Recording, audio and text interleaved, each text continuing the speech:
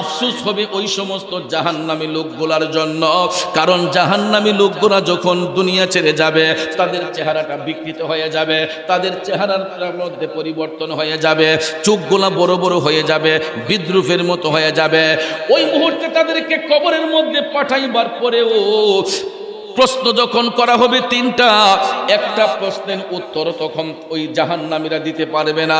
তিনটা প্রশ্নের একটা উত্তর যখন দিতে পারবে না, তখন দুই পাশের মাটি এমনভাবে তাকে চাপ দিয়া ধরবে। হাদিস শরীফের মধ্যে আমার নবী কামলিওয়ালা বলেছেন, মুরগের হাড্ডিতে কামড় দিলে যেই রকম মর মর করে ভেঙে যায়, জাহান্নামী ব্যক্তিগুলাকে কবরে রাখার পরে দুই পাশের মাটি যখন চাপ দিবে, তাদের ডান পাজরের হাড্ডিগুলা বাম পাজরে চলে যাবে, বাম পাজরের হাড্ডিগুলা ডান পাজরে চলে আসবে, মর মর করে ধুলি করার মতো ধুলিসাৎ হয়ে যাবে। ওই জাহান্নামীদেরকে কবরে রাখার পরে তাদের কবর প্রশস্ত হবে না, বরঞ্চ দুই পাশের মাটি এমনভাবে তাদেরকে কবরের মধ্যে চাপ দিবে, মাটির চাপে এদের কবরের মধ্যে জাহান্নামের আগুন ধাউ ধাউ করে জ্বলবে। জোরে জোরে কন্যা নাউজুবিল্লাহ। তাহলে বলুন বাজান, আমরা কি কবরে শান্তি চাই না অশান্তি চাই? কবরটাকে শান্তি চাই নাকি অশান্তি চাই? আমার কমিটির ভাইয়েরা বলেছে, হুজুর কবর হাসর সম্পর্কে দুই একটি কথা শোনাবেন। আসলে বাজান আমার বন্ধুরা, কবর হাসরের কথা বলতে গেলেই তো দয়াল নবী মায়ার নবীর প্রেমের কথা বের হয়ে যায়। কারণ আজকে কবরের সম্পর্কে, হাসরের সম্পর্কে আমরা যে আলোচনা পাইলাম, এটা পাইছি একমাত্র আমার নবীর কারণে, ঠিক না বেঠে? আল্লাহর হাবিব সাল্লাল্লাহু আলাইহি ওয়াসাল্লাম যখন মেরাজ শরীফের মধ্যে গিয়েছিলেন, আমার আল্লাহ তাআলা আপন হাবিবের জন্য জান্নাত জাহান্নামকে সুসজ্জিত করেছিলেন। জান্নাত জাহান্নামকে আল্লাহ তাআলা সুসজ্জিত করেছিলেন হাবিবকে দেখানোর জন্য। আল্লাহ রাব্বুল আলামিন আরশ কুরসি লৌহ কলম সব কিছু ফেরেশতাদের মাধ্যমে সাজাইয়া দিছে। বন্ধুরে, আমার মদিনার কামলিওয়ালা নবী, মায়ার নবী, দয়ার নবী যখন প্রথম আসমানের মধ্যে উত্তোলন হইলেন, প্রথম আসমানে যাইয়া মানব জাতির আদি পিতা বাবা আদম সফিউল্লাহর সাথে যেদিন সাক্ষাৎ হলো, আদম নবী সাক্ষাৎ পাওয়ার পরে তিনি মারহাবা জানাইয়া রাসূলকে অভ্যর্থনা জানালেন। তারপরে আমার রাসূলকে জান্নাত এবং জাহান্নাম দেখার আবদার করা হলো যে, ওগো হাবিব, আপনার জন্য রব্বুল আলামিন জান্নাত এবং জাহান্নামকে সুসজ্জিত করেছেন। আপনি চাইলে আগে জান্নাত দেখতে পারেন, আপনি চাইলে আগে জাহান্নামটাও দেখতে পারেন। আমার মদিনার কামলিওয়ালা নবী, দয়ার নবী ডাক দিয়ে বলতেছে, জিবরাইল, আমি জান্নাত দেখব, পরে আগে জাহান্নামের অবস্থা দেখতে চাই। নবী আমার জান্নাত পরে দেখবেন, জাহান্নামটা আগে দেখতে চাইলেন। আমার মদিনার কামলিওয়ালা নবী ডাক দিয়া কয়, জিবরাইল, আমার উম্মতদেরকে জাহান্নামে কোন হালতের মধ্যে রাখা হয়, আমি আগে জাহান্নামের অবস্থাটা দেখতে চাই। জিবরাইল আলাইহিস সালাম আমার নবীজির পিছন পিছনে রাসূল জাহান্নামের গেট দিয়ে প্রবেশ করলেন জাহান্নামটা দেখার জন্য। এ বন্ধু, জাহান্নামে প্রবেশ করার সাথে সাথে আমার রাসূল দেখতে পাইলেন কিছু কিছু লোক দেখা যায়, এরা নিজের শরীরের গোশত নিজে চাবায়া চাবায়া খায়। নাউজুবিল্লাহ, কি বলবেন না? মদিনার কামলিওয়ালা নবী এই দৃশ্যটা দেখার সঙ্গে সঙ্গে টপ টপ করে চোখের পানি ছেড়ে কান্না শুরু করে দিলেন। ও জিবরাইল, এই লোকগুলা নিজের শরীরের গোশত নিজে চাবায়া খাচ্ছে। জিবরাইল রে, এরা কারা? জিবরাইল আলাইহিস সালাম ডাক দিয়া কয়, নবী গো, ইয়া রাসূলুল্লাহ, এরা আপনার উম্মতের মধ্যেই একদল লোক।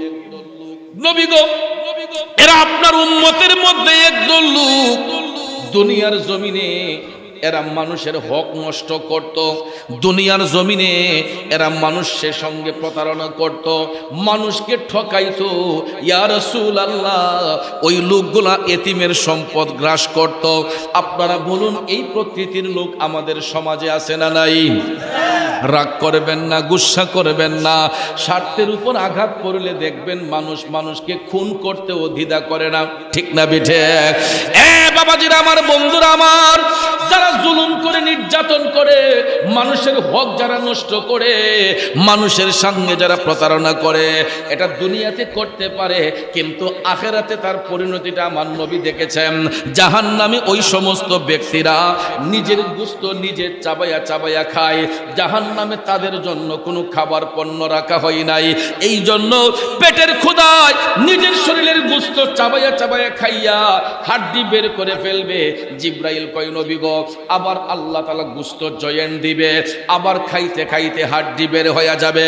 এই রকম ভাবে কিয়ামতের আগ পর্যন্ত, শেষ বিচারের আগ পর্যন্ত ওই জাহান্নামী ব্যক্তিগুলা তারা নিজের গোশত নিজে চাবাইয়া চাবাইয়া খাবে।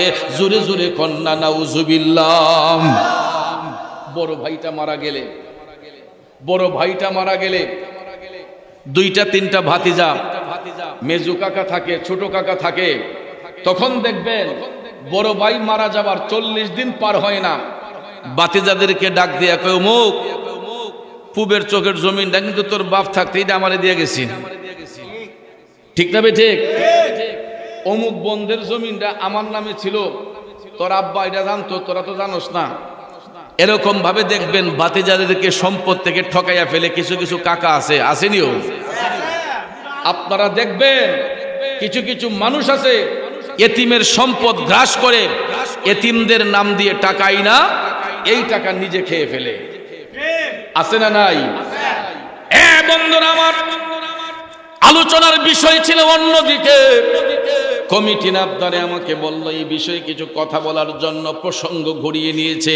আপনাদের কি কোনো কষ্ট হচ্ছে বাজান? আল হাক্কু মুররুন, সত্য কথা তিতা লাগবে, কিন্তু সত্যটা গ্রহণ করবেন। ও বাজান, শুধু তাই নয়, এই দৃশ্য দেখার পরে আমার মদিনার কামলিওয়ালা নবী, মায়ার নবী আরেকটু সামনে গেলেন। আরেকটু সামনে যাইয়া মদিনার কামলিওয়ালা নবী দেখতে পান আরো কিছু কিছু লোক দেখা যায়, তাদের পেট গোলা অনেক উঁচা উঁচা, পেটের চামড়া গোলা খুবই পাতলা, সাপ বিচ্ছু তাদের পেটের মধ্যে কিলকিল করতেছে। আমার দয়াল নবী টপ টপ করে চোখের পানি সাইরা কান্দে গো। মদিনার কামলিওয়ালা নবী কান্না করে দিলেন। জিবরাইল আলাইহিস সালাম ডাক দিয়া কই, নবী গো, আপনি কাদের জন্য কান্দেন? এরা হচ্ছে আপনার উম্মতের মধ্যেই একদল লোক, দুনিয়ার জমিনে নবী গো, এরা সুদ খাইতো, ঘুষ খাইতো, আছে না নাই? আছে না নাই? ইয়া রাসূলুল্লাহ, নবী গো, দুনিয়ার জমিনে ওই মানুষগুলা সুদ খাইতো, ঘুষ খাইতো, এই জন্য মানুষের প্রতি জুলুম করার কারণে, সুদ গ্রহণ করার কারণে এই সম্পদটা হারামে পরিণত হইয়া তার দেহের রক্ত মাংসগুলা সব হারাম করে দিয়েছে। আর ওই হারাম সম্পদগুলা ভক্ষণ করার কারণে এইগুলা পেটের মধ্যে যাইয়া সাপ বিচ্ছু হইয়া গেছে। কারণ বাজান আমার, বন্ধুরা আমার, দয়াল নবী জাহান্নামের মধ্যে গিয়া দেখছেন সুদকুর ঘুষকুরের পেটের চামড়া পাতলা, তাদের পেটের ভিতরে সাপ বিচ্ছু দৌড়া দৌড়ি করে। নাউজুবিল্লাহ কোন। এই সুদকুর ঘুষকুরের পেটকে রিচার্জ করে বিজ্ঞানীরা অ্যাকোরিয়াম আবিষ্কার করছে। অ্যাকোরিয়াম চিনেন? বড় লোকদের ড্রয়িং রুমের কর্নারে দেখবেন গ্লাস ফিটিং করে বিভিন্ন প্রজাতির মাছ এটার ভিতরে ছাড়ে, আছে না নাই? এটা বাহির থেকেও দেখা যায়, ভিতর থেকেও দেখা যায়। তো এটা যে আবিষ্কার করছে বিজ্ঞানীরা, এই রসুলের হাদিস শরীফকে রিচার্জ করে, সুদকুর ঘুষকুরের পেটকে রিচার্জ করে বিজ্ঞানীরা অ্যাকোরিয়ামের আবিষ্কার করছে। কারণ সুদকুর ঘুষকুরের পেটের চামড়া খুব পাতলা ছিল, সাপ বিচ্ছু তাদের পেটের মধ্যে কিলকিল করতেছে। আমার রসুল সেটা আপন চোখ মোবারকে দেখেছেন। জোরে কন্না আল্লাহু আকবার। বন্ধুরা আমার, অল্প দিনের জিন্দেগি পাইয়া সম্পদশালী হওয়ার জন্য, অল্প দিনের জিন্দেগি পাইয়া সম্পদশালী হওয়ার জন্য, রাতারাতি বড় লোক হওয়ার জন্য দেখবেন কিছু কিছু খন্নাস আছে, মানুষের সম্পদ নষ্ট করে, মানুষের হক নষ্ট করে, মানুষের কাছ থেকে কষ্ট দিয়া সুদ গ্রহণ করে, ঘুষ গ্রহণ করে। আসেনি? প্রায় 90% জায়গায়, 95% জায়গায় আপনি প্রত্যেকটা সেক্টরে যান, ঘুষ ছাড়া একটা কাগজও এই জায়গা থেকে ওই জায়গায় যায় না। কথা বলেন ঠিক না বেঠিক? তাদের যেমন দোষ আছে আমাদেরও দোষ আছে, তাদের যেমন দোষ আছে আমাদেরও দোষ আছে, বরঞ্চ আমাদের দোষটা তাদের চাইতে বেশি। তারা আবদার করতেই আমরা দিয়ে দেই, আর আমরা তো একজন দেওয়ান না, একটা ব্যক্তিরে দেওয়ার জন্য 10 জন রেডি থাকে। তাহলে খারাপ কি ওই লোকটা না আমরা সবাই? আমরা সবাই খারাপ। আমরা যদি এই জিনিসটা বন্ধ করে দেই তাহলে এই সুদ ঘুষ আস্তে আস্তে বন্ধ হয়ে যাবে। কথা বলেন ঠিক না বেঠিক? রাগ করবেন না, আল হাক্কু মুররুন। বাদান আমার, বন্ধুরা আমার, সুদখোর ঘুষখোর এদের পেটের চামড়া খুবই পাতলা থাকে, এদের পেটের ভিতরে সাপ বিচ্ছু দৌড়াদৌড়ি করে। আপনারা আবার একটা জিনিস লক্ষ্য করবেন, রাসূল বলেছেন যারা হারাম খায়, হারাম গ্রহণ করে, এদের মুখের মধ্যে বেশি বেশি আল্লাহ নবীর জিকির থাকবে। সুদখোর ঘুষখোরে দেখবেন নামাজ রোজা একটু বেশি করে, করেনিও। আপনারা দেখবেন সমাজে যারা মার্কা মারা সুদখোর ঘুষখোর, অনেক সময় এদের আমল আখলাক দেখা আমরা অনেক সময় মসজিদের সভাপতি সেক্রেটারি বানাই লাই। কথা কোন ঠিক না বেঠিক? টাকাওয়ালা পয়সাওয়ালা দেখা অনেক জায়গায় দেখবেন সুদখোর ঘুষখোরে মসজিদের সভাপতি সেক্রেটারি বানাই ফেলি, আর ইডা বাইরে খাইতে খাইতে মসজিদের সভাপতি সেক্রেটারি হইয়া অনেক সময় দেখা যায় মসজিদের দান বাক্সের টাকাগুলো খাইয়া নেয়। কথা কোন আছে না নাই? ওরে বাগানে সর্পের সীমা নাই, আদর করি সর্প রেখে সইও না রে ভাই। ওরে সর্বঙ্গে বিষে ভরা ধ্বংসিলে প্রাণ বাসে না, অজ্ঞানে কি চিনতে পারে আকবরী সোনা। কথা কোন ঠিক কিনা?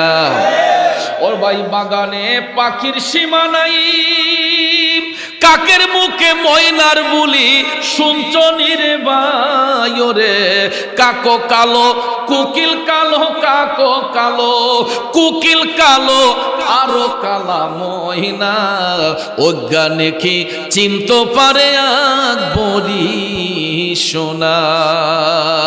এ বিবেকবান মানুষ যারা একটু যাচাই বাছাই কইরা মসজিদের সভাপতি বানাইবেন, সেক্রেটারি বানাইবেন, পয়সার জোর দেইখা চামড়া সুন্দর দেইখা বানাইবেন না।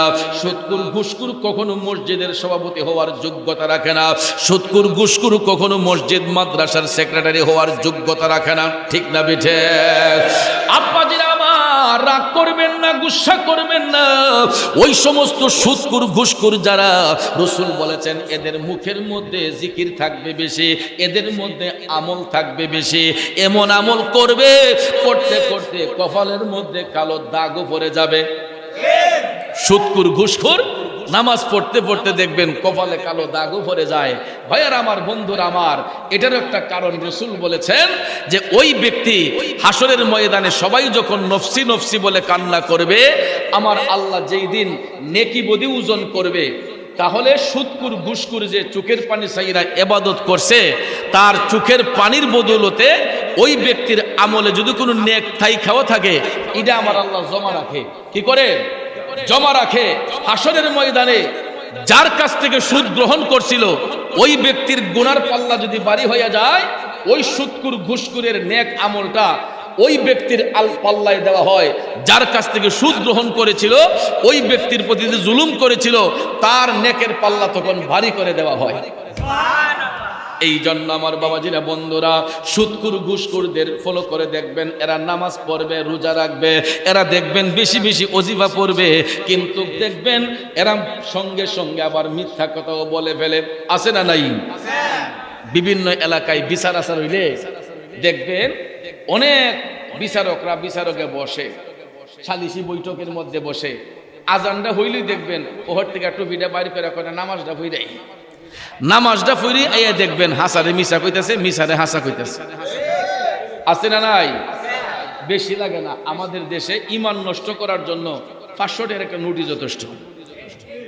তলে দা গিয়া যদি 500 টাকা ধরাইয়া দেন, যা রায় তোর ভুক্কি যাইব। আমি আছি, কথা কোন ঠিক না বিঠে? আমি আছি, তুই চিন্তা করিস না, না হতেন না ঘুমাগা। এইরকম ভাবে সাদাকে সাদা বলার লোক নাই, কালোকে কালো বলার লোক নাই, সত্যকে মিথ্যা বানায়, মিথ্যাকে সত্য বানায় যারা, ওই সমস্ত ব্যক্তিগুলা জাহান্নামের মধ্যে পতিত হয়ে যায়। আর সুদখোর ঘুষখোর যারা, তাদের পেটের চামড়া পাতলা হয়, পেটগুলা বড় বড় হয়। রাসূল বলেছেন এদের পেটের মধ্যে সাপ বিচ্ছু কিলকিল করতেছে। আর জিবরাইল ফেরেশতা রাসূলকে ডাক দিয়া বললেন, নবী গো, সুদখোর ঘুষখোরের পেটের মধ্যে যেই সাপে কামড়াইতেছে, এই একটা সাপ যদি দুনিয়াতে বের হইয়া কালো শ্বাস মারে, নবী গো, এই সুদখোর ঘুষখোরের পেটের সাপগুলা যদি দুনিয়াতে বের হইয়া একটা কালো শ্বাস মারে, এই সাপের বিষে গোটা পৃথিবীটা অন্ধকার হইয়া যাইব। জোরে জোরে কন্যা নাউজুবিল্লাহ। বাগান সুদখোর ঘুষখোরের পেটে যেই সাপ, একটা সাপ বের হইয়া যদি কালো একটা শ্বাস মারে, জিবরাইল ফেরেশতা বলতেছে, ইয়া রাসূলুল্লাহ, গোটা পৃথিবীটা অন্ধকার হয়ে যাবে। কিন্তু ওই সুদখোর ঘুষখোরের পেটের মধ্যে কিয়ামত পর্যন্ত এই বিষধর সাপগুলা কামড়াইতে থাকবে, কিয়ামত সংগঠিত হওয়ার আগ পর্যন্ত। এখন বলুন, আমরা হারাম খাইব না ছাড়ব? ও মিয়া, রিজিকের মালিক কে? জুলে বলেন, রিজিকের মালিক কে? গত কয়েক বছর আগে যে করোনা মহামারী গেছে, আমরা ডরাইয়া নাই এর গোড়াত মুসরা মারছে, না জানি মইরা জায়গা।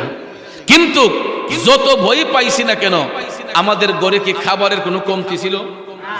বলেন, কারো ঘরে রিজিক কম ছিল?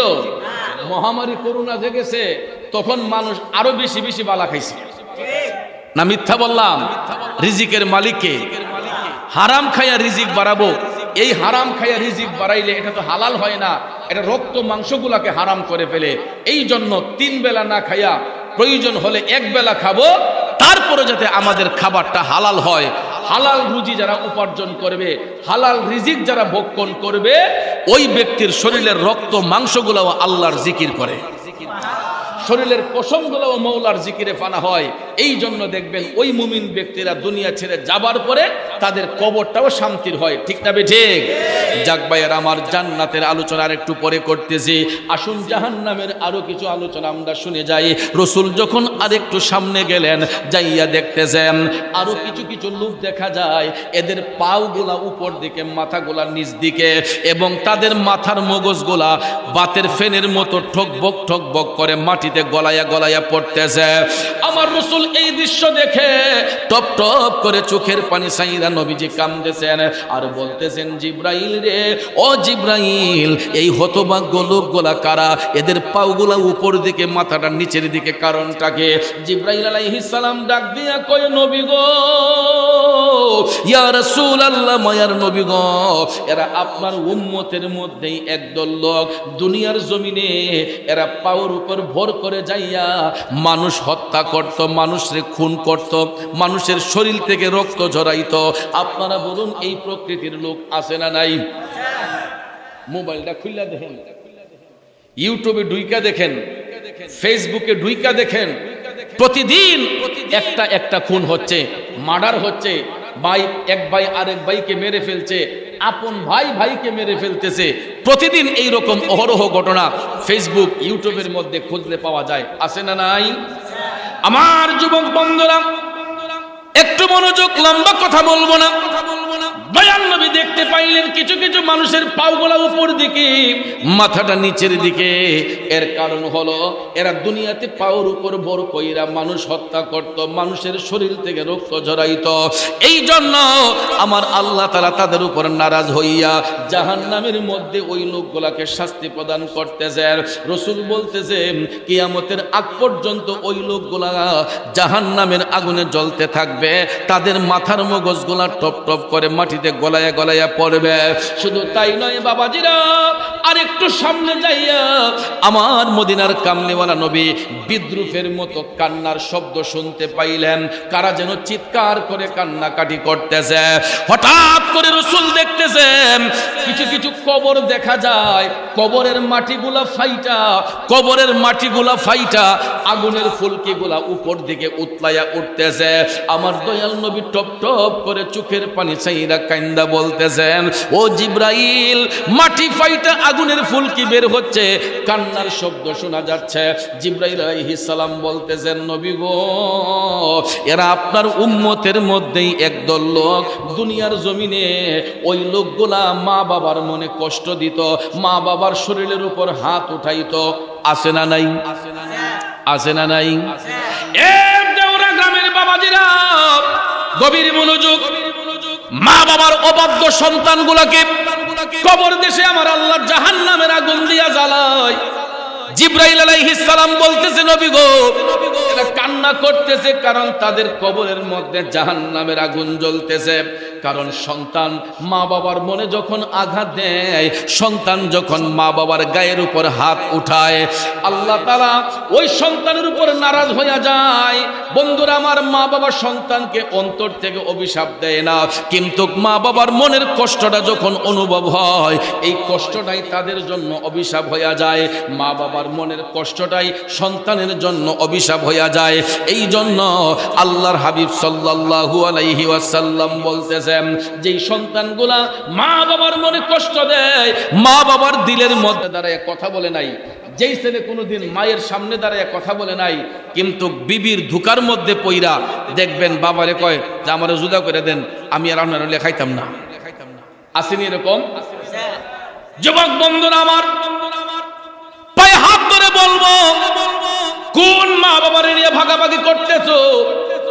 যেই বাবা নিজের মুখে খাবার না দিয়ে তুমি সন্তানকে খাওয়াইলো, যেই মা নিজের মুখের খাবারটা সন্তানের মুখে তুইলা দিল, আজকে উপযুক্ত হইয়া সাবালক হইয়া রোজগারি হইয়া আমরা মা বাবারে নিয়ে ভাগাভাগি করতেছি। হাদিস শরীফে আমার মদিনার কামলিওয়ালা নবী বলেছেন, মৃত্যুর আগের দিন পর্যন্ত কোনো সন্তান যদি মা বাবার গোলামি করে, ওই মা বাবার ঋণ পৃথিবীর কোনো সন্তান কোনো টাকা পয়সা সম্পদ দিয়া শোধ করতে পারবে না। আওয়াজ করে বলুন ঠিক না বেঠে? এই জন্য কবি বলেছেন, ও মায়ের একদার দুধের দাম কাটিয়া গায়ের চাম, একদার দুধের দাম, মায়ের একদার দুধের দাম কাটিয়া গায়ের চাম, পাপুষ বানাইয়া ঋণের সুদ হবে না, এমন দরদি ভবে কেউ হবে না আমার মা গো। কথা বলেন ঠিক কিনা বন্ধু? পৃথিবীর সমস্ত ধন সম্পদ টাকা পয়সা যদি এক পাল্লায় রাখা হয়, মা দুঃখিনীর একটা ফোঁটা দুধ যদি এক পাল্লায় রাখা হয়, আমার মদিনার কামলিওয়ালা নবী বলেছেন, ওই মায়ের একটা ফোঁটা দুধের পাল্লাই বাড়ি হইয়া যাইব।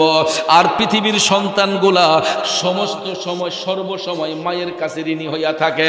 সব ঋণ শোধ করতে পারলেও মায়ের ঋণ পৃথিবীর কোনো জিনিস দিয়া শোধ করা যায় না। এই একটা ঘটনা আপনাদেরকে বলি। ওই মায়ের দুধের ঋণ শোধ করার চেষ্টা করেছিলেন একজন আল্লাহর ওলি, যিনি মায়ের সেবা করে আল্লাহর ওলি হয়েছেন।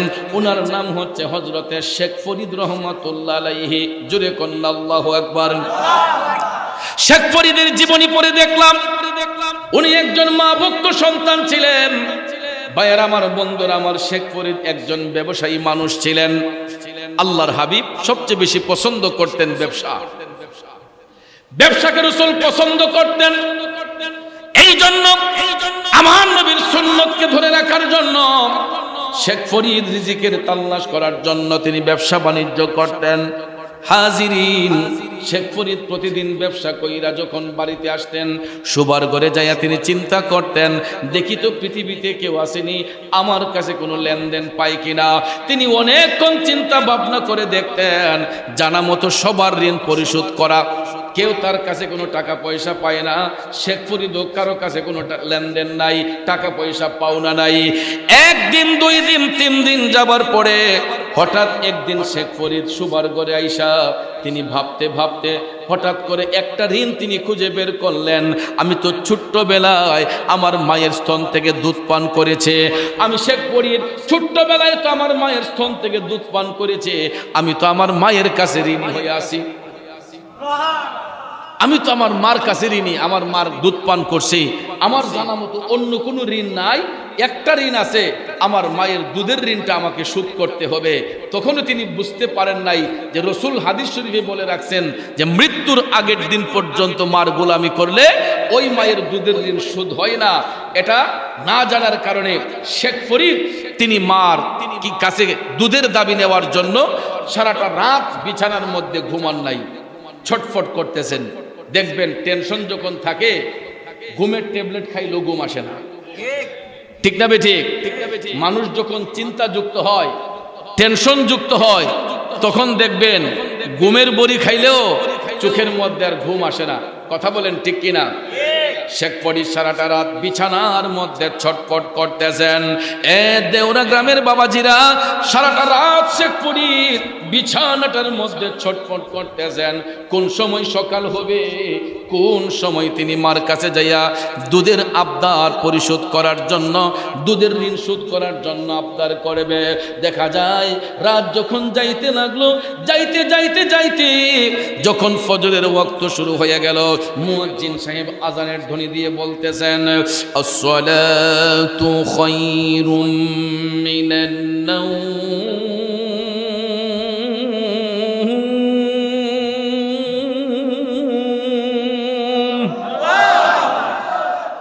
এই আওয়াজটা শুনলে কোন মুমিন ব্যক্তি কি বিছানায় পিঠ রাখতে পারে? কথা বলেন, পারে? কিন্তু আমরা এমন পুরা কপাল্লা, ঘরের কাছে মসজিদ, ফজরের আজান দিলে মাইকে আমরা ঘরের থেকে আজান শুনি না, এমন ঘুম আমাদের চোখের মধ্যে। আর মুমিন ব্যক্তি যারা হয় এরা 7 রাতের জাগনা হলেও যখন ফজরের টাইমে বলা হয় আসসালাতু খায়রুম মিনান নাওম, কোন মুমিন ব্যক্তি আর বিছানায় পিঠ রাখতে পারে না। কথা কোন ঠিক না বেঠে? আব্বাজির আমার, গভীর মনোযোগ, মনোযোগ। শেখ ফরিদ যখন আজানের ধ্বনি শুনলেন আসসালাতু খায়রুম মিনান নাওম, তিনি জাগ্রত হয়ে গেলেন নামাজ পড়ার জন্য। শেখ ফরিদ বিছানা ছেড়ে দিলেন, ওনার মা বিছানা ছেড়ে দিলেন জাগ্রত হইয়া। মা অজু সহকারে নামাজের মুসল্লায়, শেখ ফরিদ মসজিদ মধ্যে চলে গেলেন নামাজ পড়ার জন্য। ফজরের নামাজ যখন শেষ হয়ে গেল, ফজরের নামাজ যখন শেষ হয়ে গেছে গো, শেখ ফরিদ শিশির বেদা সকালে তিনি আস্তে আস্তে বাড়ির মধ্যে প্রবেশ কইরা মার শিয়রে যাইয়া দেখে ফজরের নামাজ পড়িরা দরদি মা বৈশা বৈশা কোরআন তেলাওয়াত করতেছে। কি করতেছে? কোরআন তেলাওয়াত করতেছে। বর্তমানে কি কোরআন তেলাওয়াতের রেওয়াজ আমাদের সমাজে চালু আছে? অনেক পরিবারে নাই, হাতে গোনা কয়েকটা পরিবার। আর না হলে এখন আর এই দৃশ্য দেখা যায় না।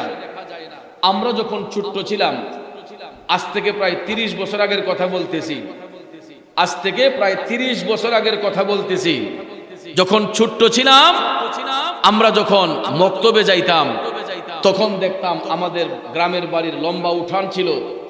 বড় চাচা, মেজু চাচা, ছোট চাচা ফজরের নামাজ পড়ে তারা চাটি বিছাইয়া উঠানের মধ্যে বৈশা কোরআন তেলাওয়াত করতেন। আমাদের মা চাচিরা তারা ফজরের নামাজ পড়ে ঘরে বৈশা তারা কোরআন তেলাওয়াত করতেন। ঠিক না ঠিক? নবীর প্রেমিকেরা, ওই যুগটা বড় ভালো একটা যুগ ছিল রে। যেই যুগের মধ্যে মানুষের তাকওয়া মজবুত ছিল, যেই যুগের মধ্যে মানুষের আমল মজবুত ছিল। কিন্তু এই ডিজিটাল যুগের মধ্যে আইসা আমরা মানুষগুলা সব ডিজিটাল হয়ে গেছি। ডিজিটাল যুগে আইসা আমরা মানুষগুলা এখন ডিজিটাল হয়ে গেছি। দিন দিন ইমানের শক্তি বাড়ার কথা, কিন্তু আমাদের ইমানের পাওয়ার কমতেছে।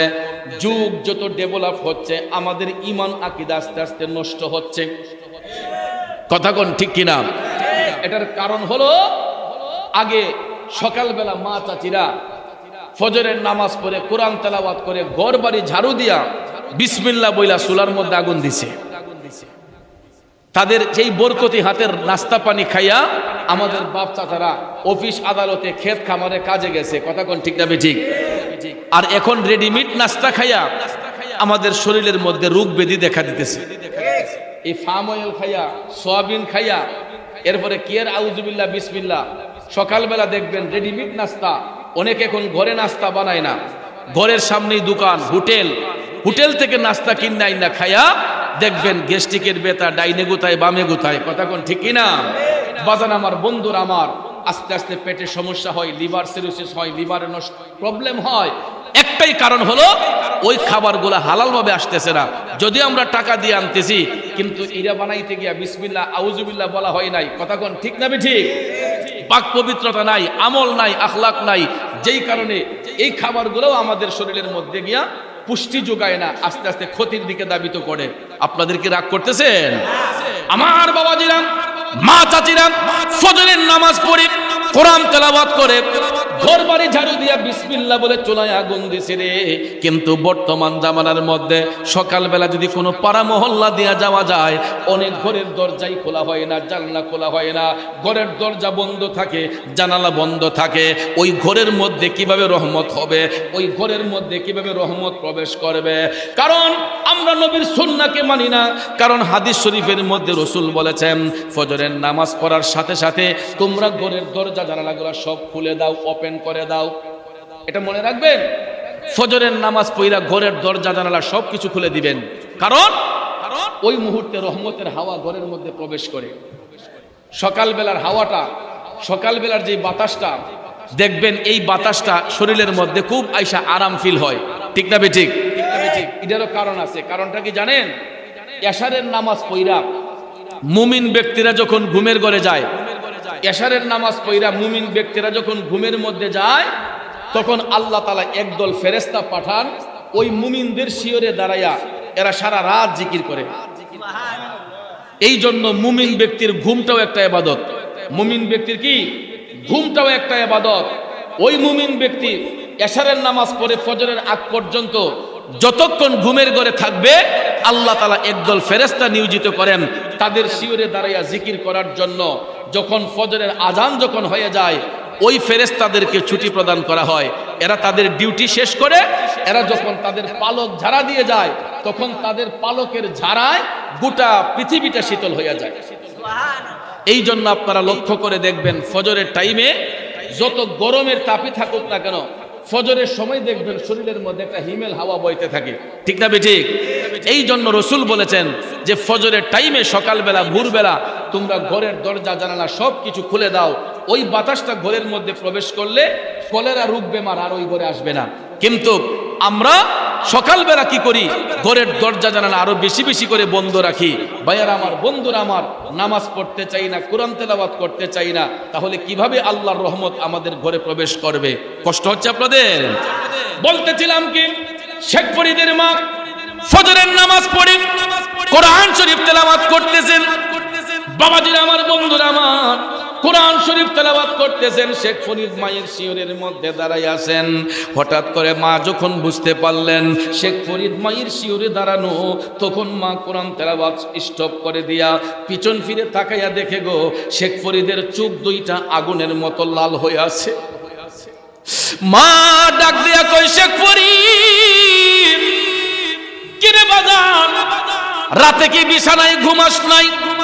তোর চোখ দুইটা আগুনের মতো লাল হয়ে আছে কেন? কারণ সন্তানের চেহারার দিকে তাকাইলে মা বুঝতে পারে সন্তানের ব্যথাটা কি, ঠিক না বেঠে? বাবাজিরা আমার, বন্ধুরা আমার, মা যখন ডাক দিয়ে কয়, শেখ ফরিদ, তোর চেহারাটা কেমন কেমন লাগতেছে, কিরে শেখ ফরিদ, রাতে কি ঘুমাস নাই? শেখ ফরিদ ডাক দিয়ে কয়, মা, ও দরদি মা, আপনি ঠিকই বলেছেন, তুমি ঠিকই বলেছো গো মা, আমি সারাটা রাত ঘুমাই নাই। মাগো, তোমার দোয়ার বরকতে তোমার সন্তান শেখ ফরিদের কাছে আজও পর্যন্ত কোনো মানুষের কোনো লেনদেন নাই। আমি জানা মতো সবার ঋণ পরিশোধ করে দিয়েছে, তবে একটা ঋণ আমার বাকি আছে গো মা। মা তখনও বুঝতে পারে নাই, ডাক দিয়া কয় জাদুমণি শেখ ফরিদ কি ঋণ বাকি আছে? শেখ ফরিদ ডাক দিয়া কয় মা, আমি ছোট্টবেলায় যখন আমি অবুঝ ছিলাম, শিশু ছিলাম, তোমার স্তন থেকে আমি দুধ পান করেছি, তোমার স্তন থেকে আমি দুধ পান করেছি মা। এখন তো আমি রোজগারি হয়েছি, টাকাওয়ালা হয়েছে, আমাকে আল্লাহ সম্পদশালী বানাইছে। মাগো, আমি তোমার দুধের ঋণ শোধ করতে চাই। বলো মা, কত টাকা দিলে তোমার দুধের ঋণটা শোধ হবে? এই কথা যদি সন্তানের মুখ থেকে কোনো মা শুনে, বলুন তো ওই মায়ের সেন্স কি ঠিক থাকে? থাকার কথা। মা ডাক দিয়ে কই শেখ ফরিদ, কিরে তুই কি পাগল হয়ে গেছিস? আল্লাহর ওলি শেখ ফরিদ ডাক দিয়া কয় মা, আমি তোমার ঋণ শোধ করতে চাই। টাকা যদি না চাও, আমি সম্পদ দিয়ে হলো কথা বলি নাই, শুধু দেখলাম তুমি শেখ ফরিদ কি করো কি না করো। মা 12 বছর পরে ডাক দিয়া কয় শেখ ফরিদ, 12 বছর কেন? তুমি যদি 1200 বছরও আমি মার গোলামি করো, আমার নবীর কথা যদি সত্য হয়, আমার রসুলের হাদিস যদি সত্য হয়, তাইলে তুমি 12 বছর কেন, 12,000 বছর গোলামি করলেও আমি মায়ের 1 ফোঁটা দুধের ঋণ শোধ করতে পারবা না। আল্লাহু আকবার, ইয়া রাসূলুল্লাহ। ঘরে ঘরে জানো জিন্দাবাদ জিন্দাবাদ। মায়ের একদার দুধের দাম কাটিয়া গায়ের চাপ, পাপুষ বানাইয়া ঋণের সুদ হবে না। এমন দরদি ভবে কেউ হবে না আমার মা গো। শেখ ফরিদ ডাক দিয়ে কয় মা, আমি যদি মৃত্যুর আগের দিন পর্যন্ত তোমার গোলামি করি, তাইলে তো দেখি তোমার দুধের ঋণ শোধ হবে না।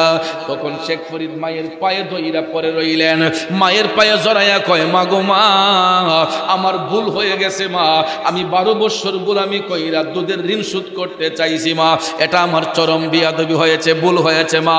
আমি তো তোমার সন্তান, তুমি তো আমাকে 10 মাস 10 দিন গর্ভে ধারণ করেছ, আমি তোমার সন্তান হইয়া মা তোমার কাছে ক্ষমা চাই।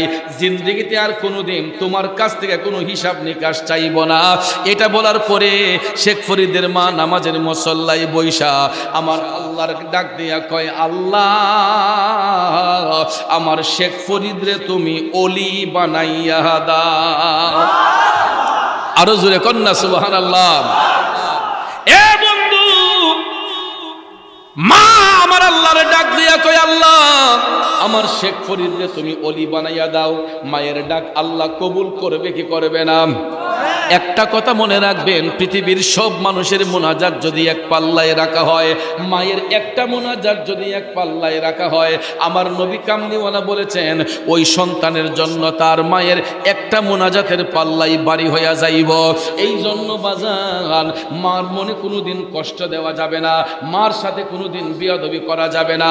বন্ধুরে, আপনি দেখবেন যাচাই কইরা, এই মুহূর্তে যদি আপনার একটা দুর্ঘটনা ঘটে, দেখবেন সবার আগে মাটা পাগলিনীর মতো দৌড়াইয়া চলে আসবে, ঠিক না? আমি আমার মারে নিয়ে গর্ব করি। সব মাহফিলে আমাকে বিভিন্ন জায়গা থেকে টেলিফোন দিয়ে অনেক ভাইয়েরা আমার সঙ্গে কথাবার্তা বলে, হুজুর আপনার আলোচনার মধ্যে শুনি আপনি মার কথা বলেন, আপনি মা প্রেমিক সন্তান। আসলে ভাইয়েরা আমার এটা গর্বের সহিত বলি। কেন? আমরা 4 ভাই 2 বোন, আমরা মা প্রেমিক সন্তান। এখনো আমার বাবা মারা গিয়েছেন প্রায় 26 বছর উপরে, এখন পর্যন্ত আমরা আমাদের মার অনুমতি ছাড়া একটা কদম দেই না। কারণ কথাগুলো তো রেকর্ড হচ্ছে, কোনোদিন মার কানে পৌঁছাবে। একটা কদমও মার অনুমতি ছাড়া আমরা বেলাইনে দেই না। মা যে আদেশ করেন, প্রত্যেকটা আদেশ আমরা পালন করার চেষ্টা করি। গত 2 সপ্তাহ আগে, 2 সপ্তাহ এখনো হয় নাই, আমি আমার মাকে নিয়ে মক্কা শরীফ মদিনা শরীফ জিয়ারত করে আসছি। আম্মা বলছে ফুত আমারও লিয়ে যাওগা। ইতিপূর্বে আরো 3 বার গেছে, এবার নিয়ে 4 বার আম্মা। তা আমি তো আল্লাহ পাক আমারে বহুবার নেওয়াইছে। তা আমার আম্মা অসুস্থ শরীর নেওয়া, ফুত নবীর রোজা শরীফটা মরার আগে আরেকটা বার দেখে আসি।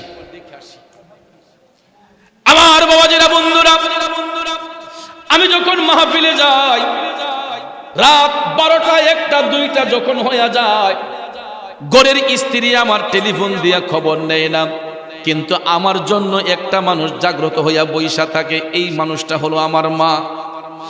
1টা 1:30 যখন বাজে, প্রায় সময় মোবাইলের মধ্যে রিংটোনের শব্দ শুনতে পাই। এত রাতে কে আমার খবর নেওয়ার জন্য রিংটোন বাজাইলো?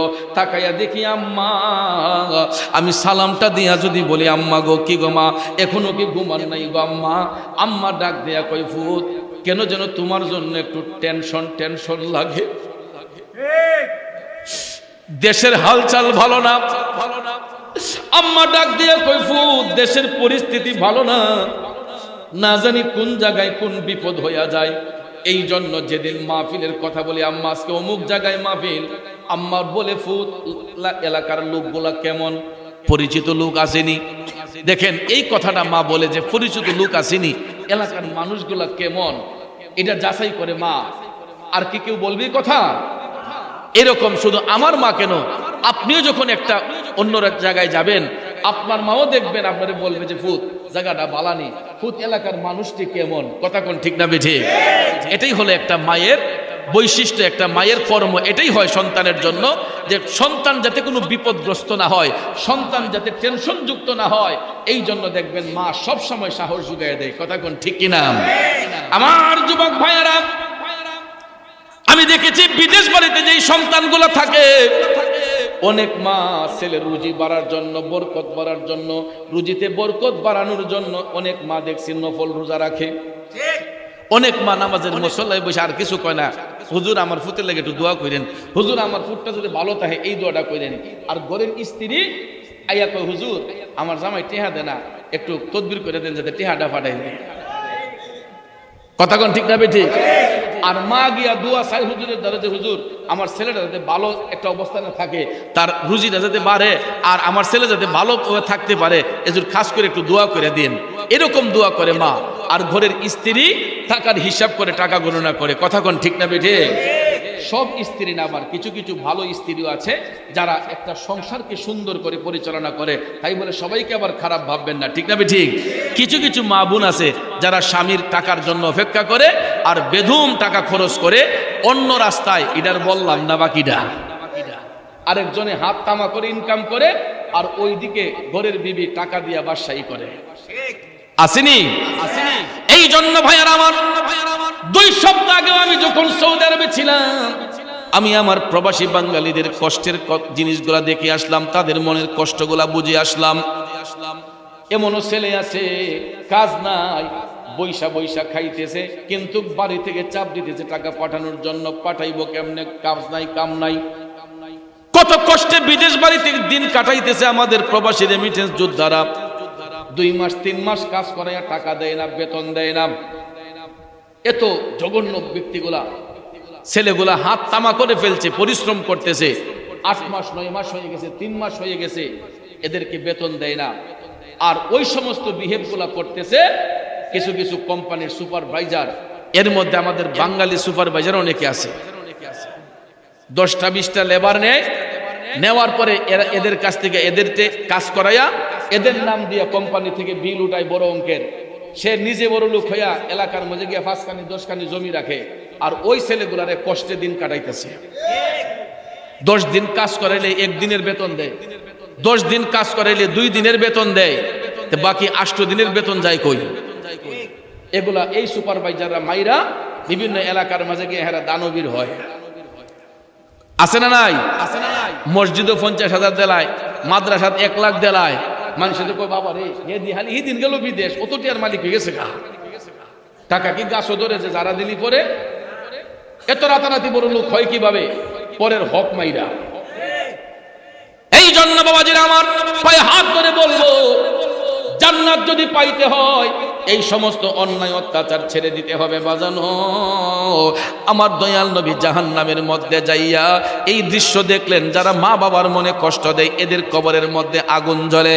আমার আলোচনা সংক্ষেপের দিকে নিয়ে যাব, কারণ সময় চলে যাচ্ছে। বন্ধুরা আমার, বাবাজিরা, এবার জাহান্নাম দেখতে যাইয়া রসুল আরেকটা পাশ দিয়া গেলেন, যাইয়া দেখতেছেন আমার মা বোনদের আযাব। পুরুষ বাড়িতে হুজুর হগল আযাব কে হলে আমরা পুরুষের লেগে মহিলার কোনো শাস্তি নাই? জাহান্নামে নারীদের শাস্তি সবার আগে ছিল। কারণ রসুল যখন জাহান্নামে দেখতে আরেক পাশ দিয়ে গেলেন, যাইয়া দেখতেছেন কিছু কিছু নারীদেরকে চুলের সঙ্গে ঝুলাইয়া, চুলের সাথে ঝুলাইয়া তাদেরকে শাস্তি প্রদান করা হচ্ছে। আমার দয়াল নবী টপ টপ করে চোখের পানি ছেড়ে কান্না করতেছেন, ও জিব্রাইল, এই হতভাগ্য নারীগুলা কারা? জিব্রাইল আলাইহিস সালাম বলতেছেন, ইয়া রাসূলুল্লাহ, এরা আপনার উম্মতের মধ্যেই একদল নারী, এরা দুনিয়ার জমিনে পর পুরুষ থেকে তাদের চুলগুলা লুকাইয়া রাখতো না। চুল খুলুন না ভিডিও আসেনি আমরা দেশ, রাস্তাঘাটে চললে, বিভিন্ন বিয়ে শাদীর অনুষ্ঠানে গেলে, ফাল্লারিং করলে দেখবেন তাদের চুলের বাতাস আরেকজন মানুষের নাকের মধ্যে গিয়ে লাগে। কথা কোন ঠিক না ঠিক? চুলের শোভাটা যখন আরেকটা পুরুষের নাকে লাগে, ওই পুরুষটা ওই নারীর দিকে আকৃষ্ট হয়ে যায়। কথা কোন ঠিক না ঠিক? এই জন্য ভাইয়ার আমার, রসুল বলেছেন, যেই নারীগুলা চুল খুলে রাস্তাঘাটে চলাফেরা করে, হাসরের ময়দানে আল্লাহ তাআলা ওই ব্যক্তি নারীদের চুলের সঙ্গে ঝুলাইয়া তাদেরকে শাস্তি প্রদান করা হবে। এর শাস্তির কারণ হলো এরা পর পুরুষ থেকে নিজের চুলকে লুকাইয়া রাখতো না। নবী আরেকটু সামনে গিয়ে দেখতেছেন, আরো কিছু কিছু নারী দেখা যায়, এদেরকে জিহ্বার সাথে ঝুলাইয়া পেরাক দিয়ে শাস্তি প্রদান করা হচ্ছে। জিহ্বার মাঝখান দিয়া পেরাক ঢুকাইয়া জিহ্বার সাথে এদেরকে ঝুলাইয়া শাস্তি প্রদান করা হচ্ছে। আমার নবী কান্না করতেছেন। জিবরাইল আলাইহিস সালাম বলতেছে, নবী গো, এই নারীগুলা আপনার উম্মতের মধ্যেই একদল নারী, এরা দুনিয়ার জমিনে তাদের জবান দিয়ে আপন স্বামীকে গালিগালাজ করত, এবং এরা এই বাড়ির ঝগড়া ওই বাড়িতে লাগাইতো। এরকম সাংবাদিক আসেনি? কথা কোন আসেনি? আপনার ঘরে ফান্ডা হাই ওই দেখবেন গেছে গা দক্ষিণ পাড়া গিয়া কয়, চাষি করনি গো, ঠিক না বেঠে? শাস্তি গরু না কিতা গো, আগো শুনছনি কুলতা কয় কিতা, কয় অমুকে তো তার বউ ছেড়ে দিছে। আসেনি এরকম? অথচ তারা স্বামী স্ত্রীর মধ্যে মনোমালিন্য হয়েছে, এই বিদিকে আহি করে ফান হাইয়া এই কথা যখন জানছে, এই সংবাদটা সরাইবার লেগা দেখবেন ঠাস করে দক্ষিণা দিকে গা, উত্তরা দিকে গা, পূবা দিকে গা, পশ্চিমা দিকে গা, গিয়া আরো 10 জন রে এই করে গিয়া ফান হাইতেছে, শুন হাইতেছে, আগো হে জামাইয়ে যেই কথা কইছে, ঠিক না বেঠি? এরকম রেডিমেড সাংবাদিক আছে না? কার গরু কিতা হইতেছে না হইতেছে দেখবেন নীরবে আইটে গিয়া সিফাদা কানাদা ছায়া দেহে এই গরু কিতা হইতেছে না হইতেছে, আবার এই গরের কথা নিয়ে আরেক গরে লাগায়, ওই গরের কথা নিয়ে আরেক গরে লাগায়। এরকম চুকুলকুরি মহিলা আছে না নাই? এদের শাস্তি হবে জাহান্নামে। রাসূল বলেছেন, এদের জিহ্বার সাথে পেরাক দিয়া ঝুলাইয়া আমার আল্লাহ তাদেরকে শাস্তি প্রদান করবে। কারণ এই কারণ হলো এরা স্বামীকে গালিগালাজ করত এবং পরনিন্দা করত। জোরে কোন নাউজুবিল্লাহ। যাক বাজান আমার, জাহান্নামের আলোচনা বহুত করলাম, এবার জান্নাতের মধ্যে চলে যাই। আমার রাসূল জাহান্নাম দেখার পরে জান্নাতের মধ্যে যখন প্রবেশ করলেন, জান্নাতের দরজা দিয়ে প্রবেশ করার সাথে সাথেই রাসূল দেখতে পান জান্নাতি একটা খুশবু নবীজির নাক মুবারকে লাগতেছে। এত সুন্দর খুশবু দেখা আমার নবী মুস্কি মুস্কি হাসতেছেন। আর হাসতে হাসতে রাসূল যখন জান্নাতের মধ্যে প্রবেশ করলেন, দেখতেছেন কিছু কিছু নূরের মহল দেখা যায়। এক একটা মহলের মধ্যে এক একজন লোক আরাম করতেছে, সুস্বাদু খাবার খাইতেছে। আমার রাসূল ডাক দিয়ে বললেন, ও জিবরাইল, একটু আগে দেখলাম কি, এখন দেখতেছি কি, এত সুন্দর সুন্দর মহল, এত সুন্দর সুন্দর ঘর দেখা যায়। এক একটা ঘরের মধ্যে এক একটা লোক বৈশা সুস্বাদু খাবার খাইতেছে। জিবরাইল আলাইহিস সালাম ডাক দিয়া কয়, নবী গো, ইয়া রাসূলুল্লাহ, এরা আপনার মুমিন উম্মতের মধ্যে একদল লোক। ইয়া রাসূলুল্লাহ, এরা আপনার উম্মতের মধ্যে মুমিন। নবী গো, আপনি যেই নূরের মহলগুলা দেখতেছেন, এইগুলা দুনিয়ার কোনো ঘর বাড়ি না, এইগুলা হচ্ছে আপনার মুমিন উম্মতের এক একটা কবর। ইয়া রাসূলুল্লাহ, এগুলা দুনিয়ার কোনো ঘর বাড়ি না, এইগুলা আপনার মুমিন উম্মতের এক একটা কবর। এরপরে রাসূল এই দৃশ্য দেখে আইসা দুনিয়াবাসীকে জানাইলেন যে মুমিনদের কবর নূরের একটা মহল হয়ে যায়। এটা 3.5 হাত থাকে না। আমরা যদিও 3.5 হাত কবরে মুমিনদেরকে দাফন করে আসি, 40 কদম দূরে আসার সাথে সাথেই আমার আল্লাহ রহমতের ফেরেশতা পাঠাইয়া মুমিন ব্যক্তির কবরটাকে 70 গজ প্রসারিত করে এক একটা মুমিনের কবর এক একটা জান্নাতের মহল হয়ে যায়।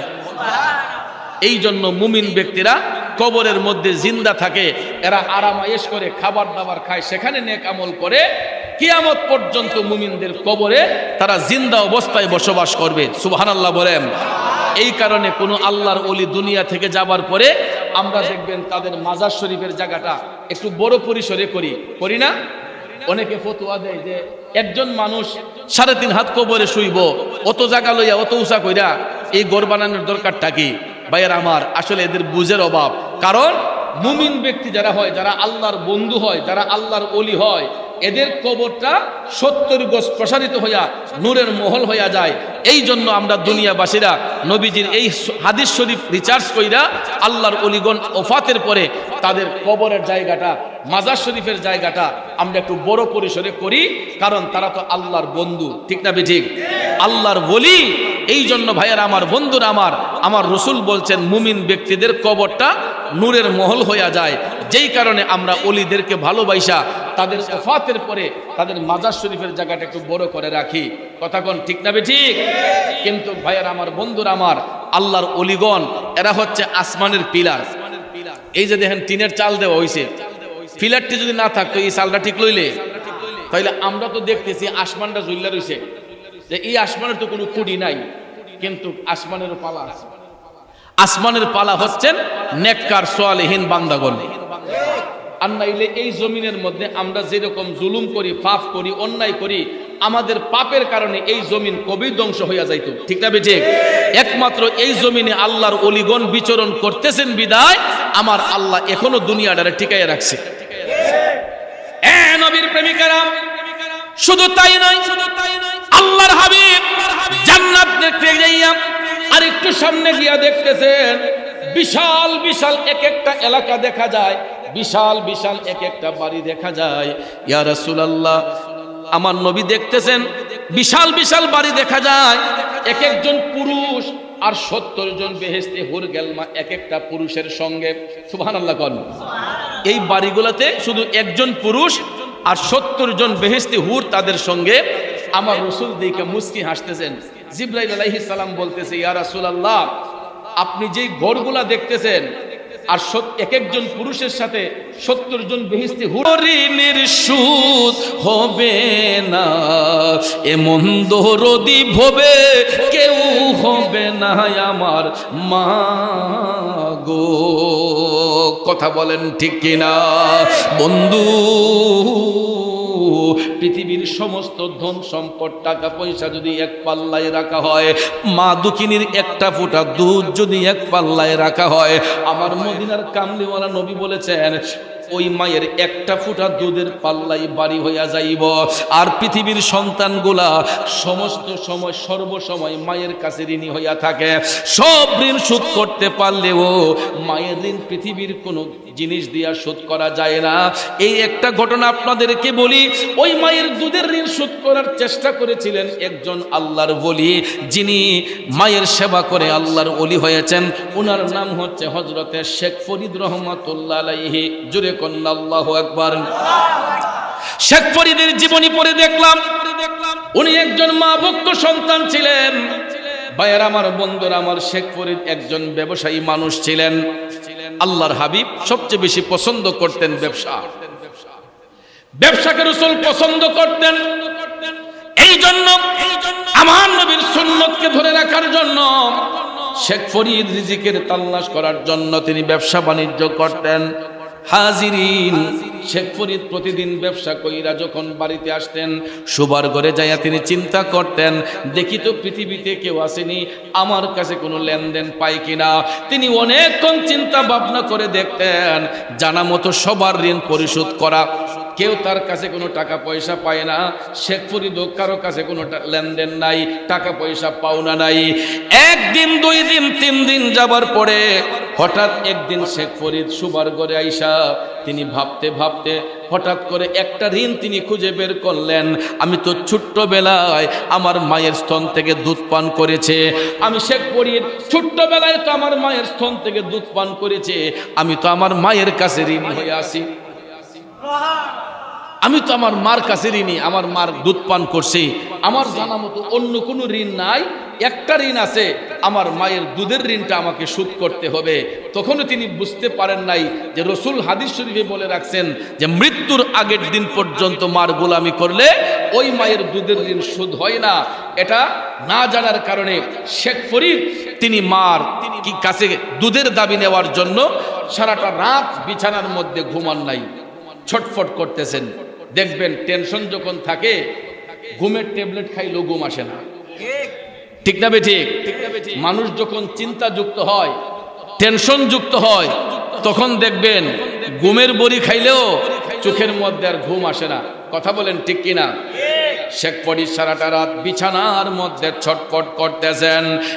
দেওরা গ্রামের বাবাজিরা, সারাটা রাত শেখ ফরিদ বিছানাটার মধ্যে ছটফট করতেছেন। কোন সময় সকাল হবে, কোন সময় তিনি মার কাছে যাইয়া দুধের আবদার পরিশোধ করার জন্য, দুধের ঋণ শোধ করার জন্য আবদার করবে। দেখা যায় রাত যখন যাইতে লাগলো, যাইতে যাইতে যাইতে যখন ফজরের ওয়াক্ত শুরু হয়ে গেল, মুয়াজ্জিন সাহেব আজানের ধ্বনি দিয়ে বলতেছেন, আসসালাতু খায়রুম মিনান নাওম।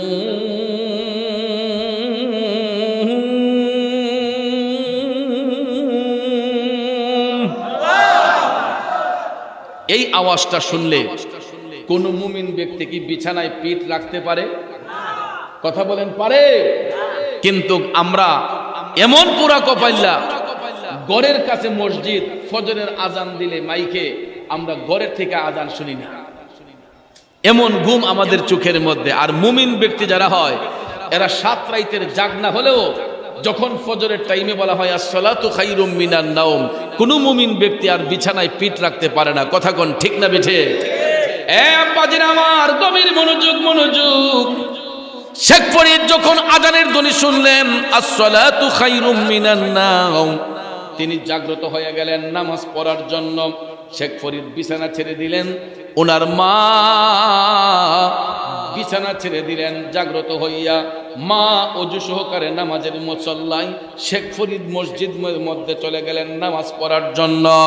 ফজরের নামাজ যখন শেষ হয়ে গেল, ফজরের নামাজ যখন শেষ হয়ে গেছে গো, শেখ ফরিদ শিশির ভেজা সকালে তিনি আস্তে আস্তে বাড়ির মধ্যে প্রবেশ কইরা মার শিয়রে যাইয়া দেখে ফজরের নামাজ পড়িরা দরদি মা বৈশা বৈশা কোরআন তেলাওয়াত করতেছে। কি করতেছে? কোরআন তেলাওয়াত করতেছে। বর্তমানে কি কোরআন তেলাওয়াতের রেওয়াজ আমাদের সমাজে চালু আছে? অনেক পরিবারে নাই, হাতে গোনা কয়েকটা পরিবার। আর না হলে এখন আর এই দৃশ্য দেখা যায় না। আমরা যখন ছোট্ট ছিলাম, আজ থেকে প্রায় 30 বছর আগের কথা বলতেছি, আজ থেকে প্রায় 30 বছর আগের কথা বলতেছি, যখন ছোট্ট ছিলাম, আমরা যখন মক্তবে যাইতাম, তখন দেখতাম আমাদের গ্রামের বাড়ির লম্বা উঠান ছিল। বড় চাচা, মেজু চাচা, ছোট চাচা ফজরের নামাজ পড়ে তারা চাটি বিছাইয়া উঠানের মধ্যে বৈশা কোরআন তেলাওয়াত করতেন। আমাদের মা চাচিরা তারা ফজরের নামাজ পড়ে ঘরে বৈশা তারা কোরআন তেলাওয়াত করতেন। ঠিক না ঠিক? নবীর প্রেমিকেরা, ওই যুগটা বড় ভালো একটা যুগ ছিল রে। যেই যুগের মধ্যে মানুষের তাকওয়া মজবুত ছিল, যেই যুগের মধ্যে মানুষের আমল মজবুত ছিল। কিন্তু এই ডিজিটাল যুগের মধ্যে আইসা আমরা মানুষগুলা সব ডিজিটাল হয়ে গেছি। ডিজিটাল যুগে আইসা আমরা মানুষগুলা এখন ডিজিটাল হয়ে গেছি। দিন দিন ইমানের শক্তি বাড়ার কথা, কিন্তু আমাদের ইমানের পাওয়ার কমতেছে। যুগ যত ডেভেলপ হচ্ছে, আমাদের ইমান আকীদা আস্তে আস্তে নষ্ট হচ্ছে। কথা কোন ঠিক কিনা? এটার কারণ হলো, আগে সকালবেলা মা চাচিরা ফজরের নামাজ পড়ে কোরআন তেলাওয়াত করে ঘর বাড়ি ঝাড়ু দিয়া বিসমিল্লাহ বইলা চুলার মধ্যে আগুন দিছে।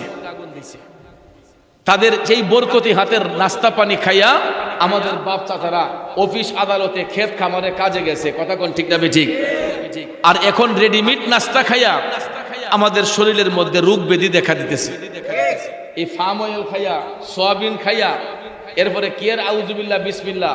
সকালবেলা দেখবেন রেডিমেড নাস্তা, অনেকে এখন ঘরে নাস্তা বানায় না, ঘরের সামনেই দোকান, হোটেল, হোটেল থেকে নাস্তা কিনাই না খায়া দেখবেন গ্যাস্ট্রিকের ব্যথা ডাইনে গুতায় বামে গুতায়, কথা কোন ঠিক কিনা? বাজান আমার, বন্ধুর আমার, আস্তে আস্তে পেটের সমস্যা হয়, লিভার সিরোসিস হয়, লিভারের প্রবলেম হয়।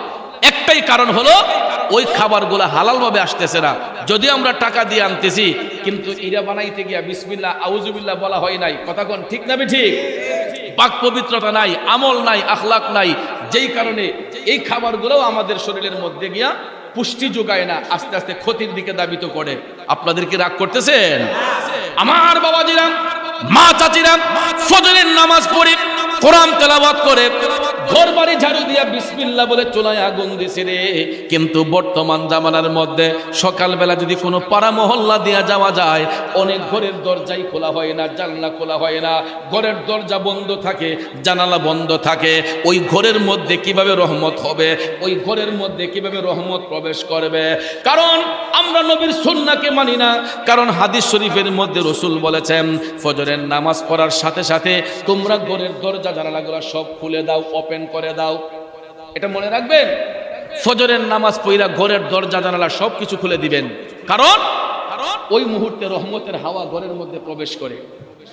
সকালবেলার হাওয়াটা, সকালবেলার যে বাতাসটা দেখবেন, এই বাতাসটা শরীরের মধ্যে খুব আইসা আরাম ফিল হয়, ঠিক না বেঠিক? এটারও কারণ আছে। কারণটা কি জানেন?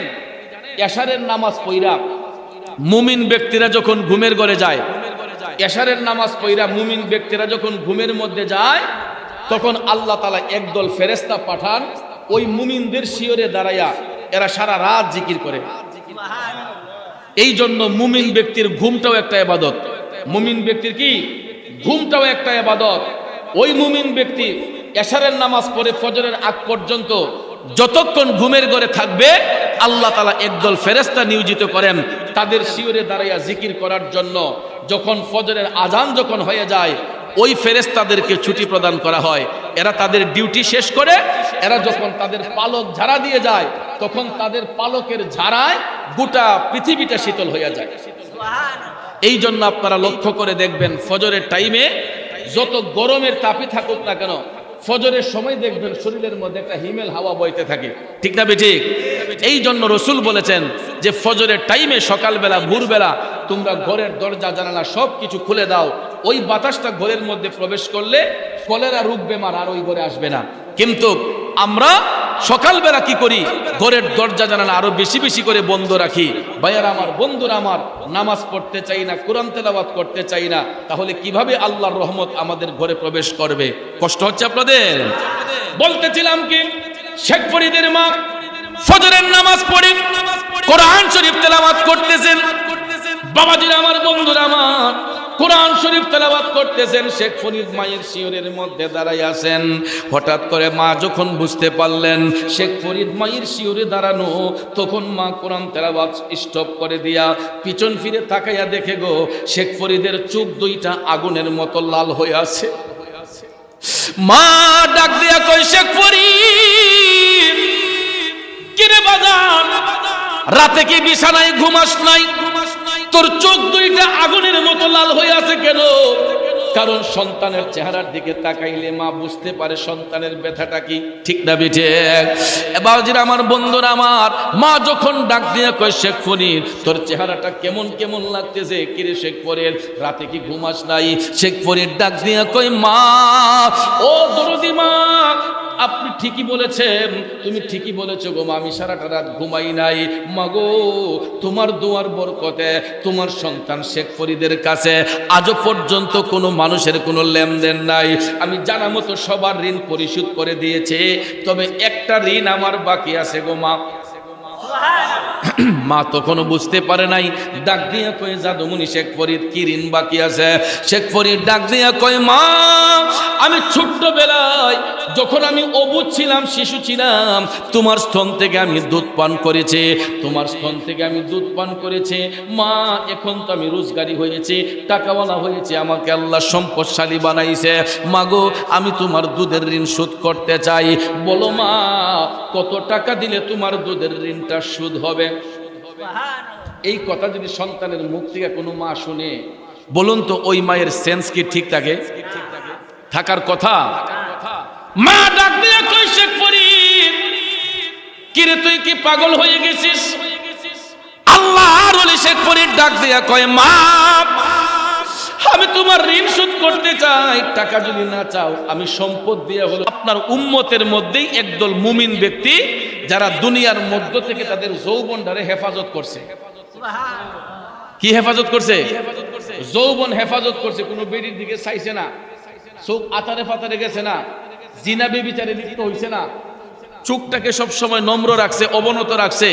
এই জন্য রসুল বলতে, জিব্রাইল বলতেছে, ইয়া রাসূলুল্লাহ, যৌবনটাকে হেফাজত করার কারণে, যৌবনের হেফাজত করার কারণে পুরস্কার হিসেবে আল্লাহ তাআলা ওই সমস্ত জান্নাতি পুরুষদেরকে বেহেশতের 70 জন রমণী দান করছে। এরা তাদের সেবা করবে কিয়ামত সংগঠিত হওয়ার আগ পর্যন্ত।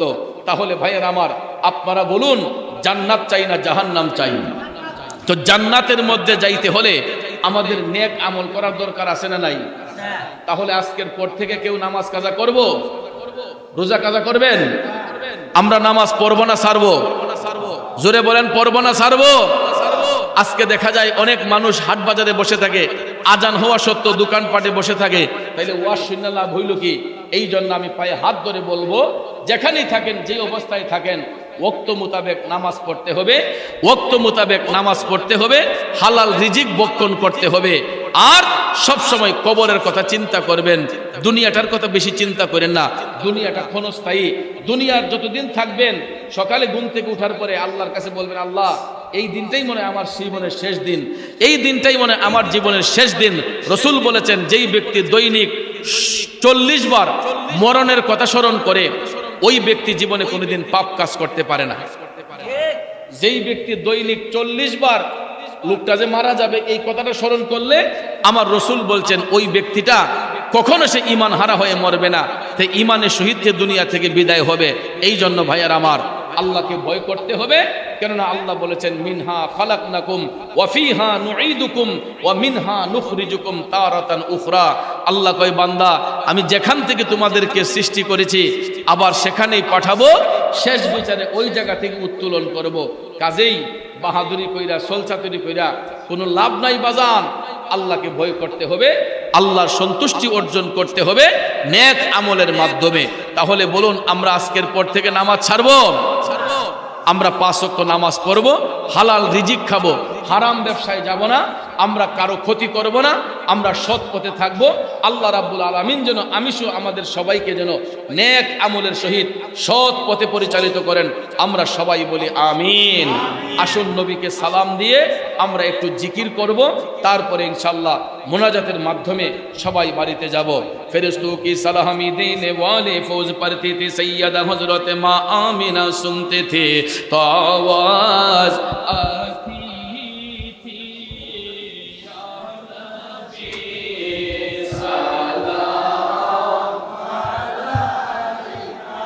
अलैका, या रसूल सलाम